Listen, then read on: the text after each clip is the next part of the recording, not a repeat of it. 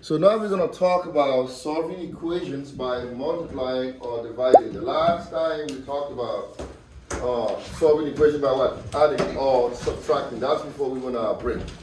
So we're going to continue. And then guess what happens?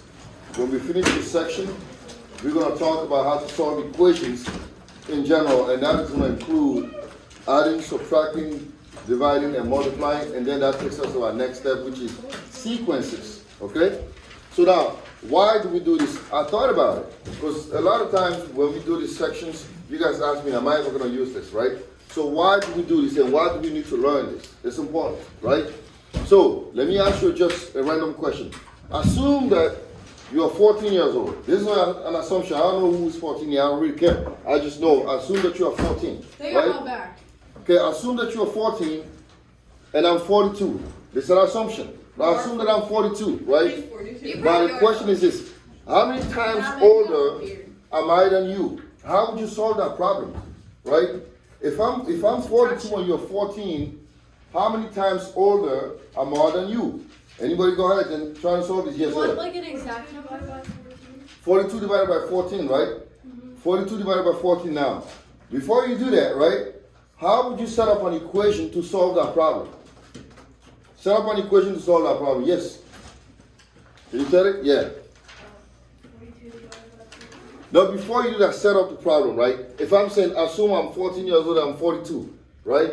So how many times older am I than you? So first, let's try to see if you can set up an equation for that, right? You got it right. It's 42 divided by 14. So how would you set up an equation? Yes. 14 times x equals 42. Thank you. 14 times x equals 42.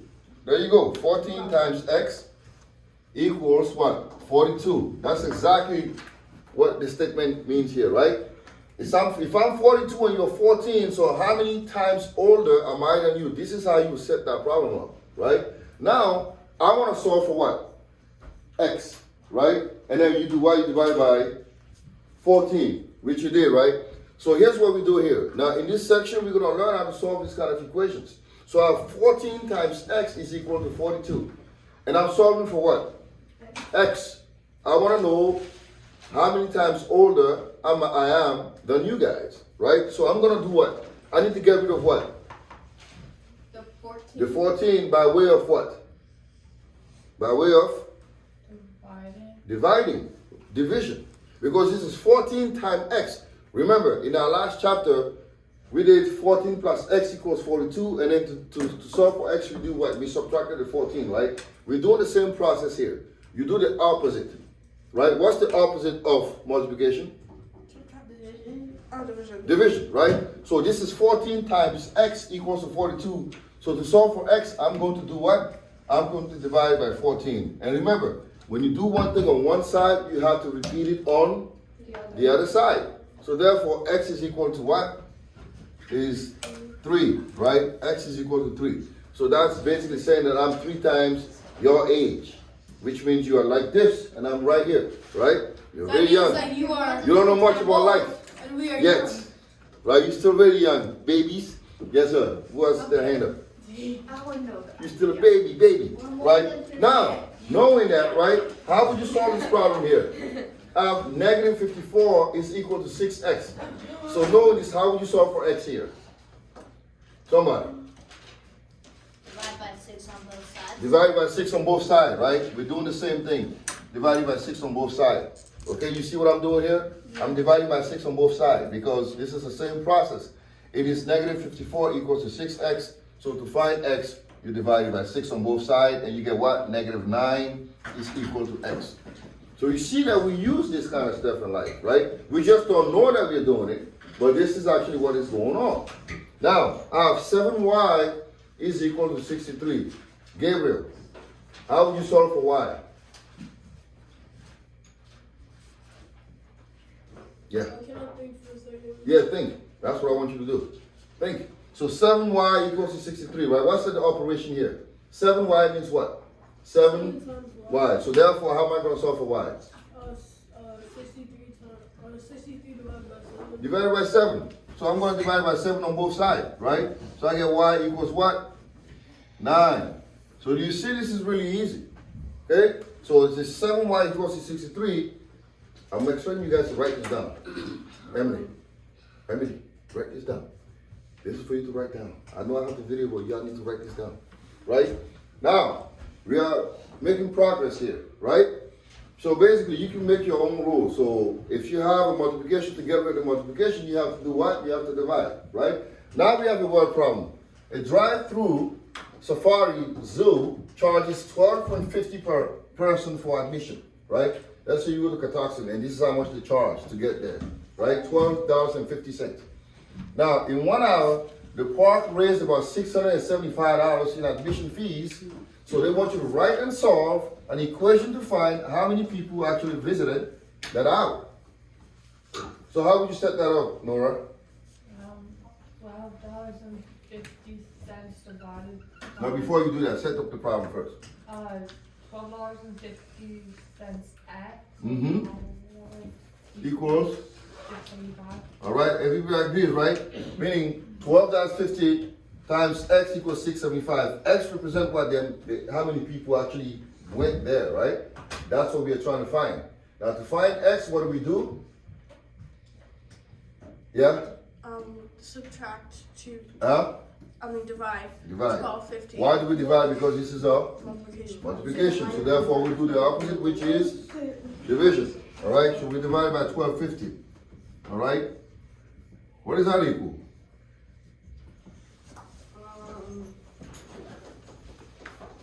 What does that equal?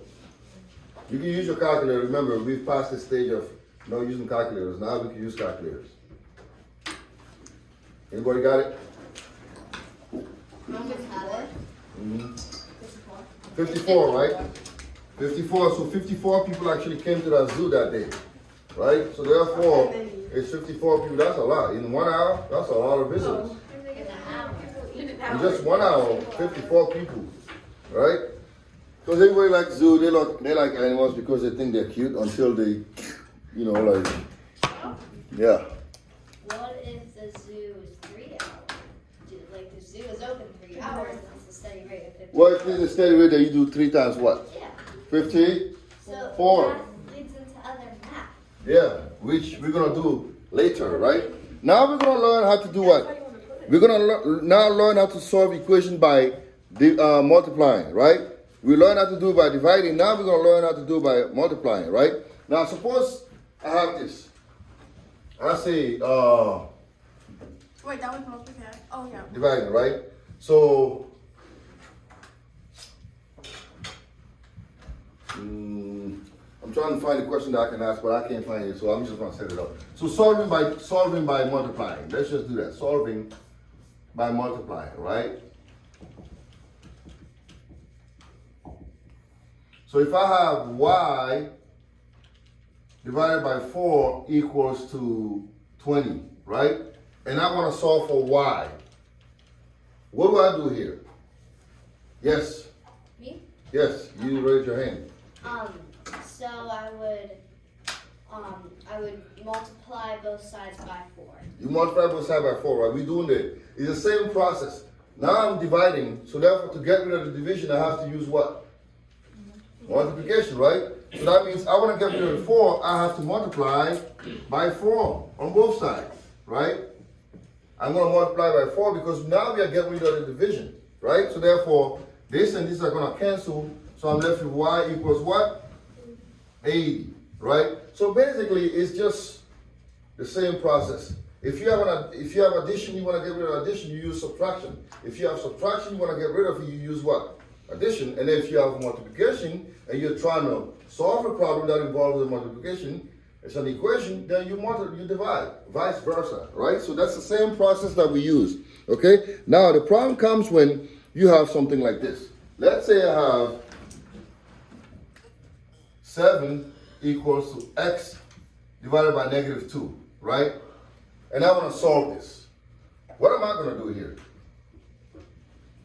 Anybody? Somebody? Yes? So when we multiply 7 By? x. By? -2. I'm solving because I'm solving for what? X, right? So that means I do what? I multiply both sides by what? -2, right? Even though it's a negative, don't get caught up and say, well, it's a negative, so therefore I have to add. No, the number is negative. It's not a negative, it's not a negative as in an operation. It's just a negative number. Does that make sense? Right? So we get rid of that. So our 7 times -2 is -14, right? Equals to X. So this is basically what we're doing today, right? And now we're going to learn another process. So assume I have, now we're going to learn how to do this by using what we call the reciprocal, right? Reciprocal. So let's say I have 3/5 x is equal to 9, right?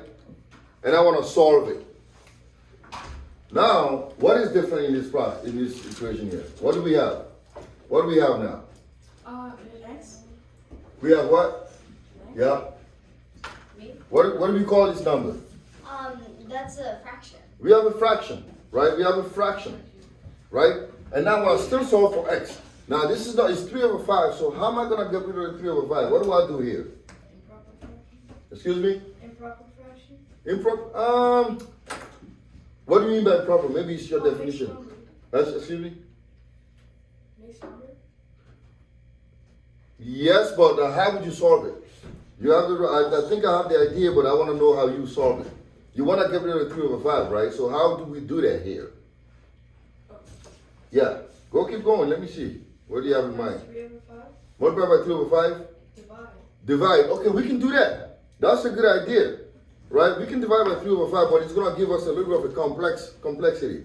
What would be even a better way of doing this? Remember, we call what? I just used the term what? Reciprocal, right? So I'm going to multiply this by what? Oh. Yeah, you have it. When you flip it. Yeah, so we're going to multiply this by what? 5/3. 5/3, right? 5/3, because guess what happens when you multiply by the inverse? You get rid of that, right? You could divide it, but then what's going to happen is when you divide, you're going to have to divide it and then flip it. It's just too much work. We want to be efficient, right? We want to get to the answer quick. So we multiply this by what? The reciprocal, yes. How does reciprocal take the place of dividing? How does he do it? Uh-huh. Okay, we'll get to that in a minute. I'll show you, right? So now this is going to cancel, right? And then we have x equals 9 times 5 is 45/3, that's 15, right? Now, suppose you wanted to do it the way Caleb said. We could do that too. We could do that, right? He had a good idea. It's actually what we're doing here. We're going to divide it by what? 3/5, right? We're going to divide it by 3/5. And we also have to divide this by what? 3/5, right? Now remember, when we divide a fraction, what do we actually do? We multiply it by what? To flip it. So this becomes x equals what? 9 times what?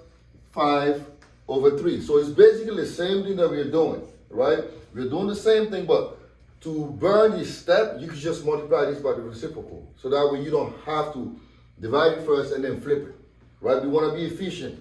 This is fine. If you feel like this way works better for you, then by all means use it.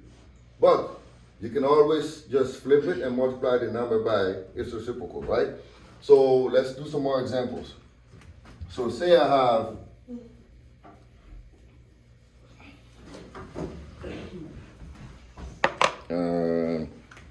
6/7x equals to -24, right? So how would I solve this here? 6/7x equals to -24. What do I do? Kinsley.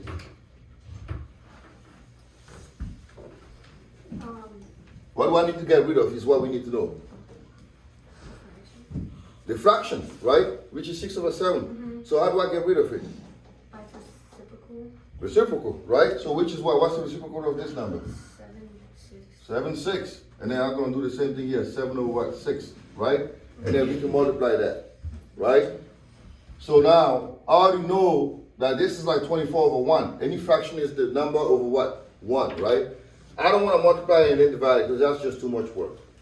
I like to be lazy, right? I know that 6 goes into 24 how many times? 4. 4 times, right? So I'm left with what? -4 times 7, which is? Come on, guys. Negative what? 28, right? So x is negative 28. So that's what we do in this section. So now, to get better at this kind of stuff, we're going to have to do what? Practice. Practice and practice, practice. Like Iverson, right? Allen Iverson doesn't want to do practice, but we got to practice. You don't know Allen Iverson? Who? Allen Iverson? Nobody knows Allen Iverson? No.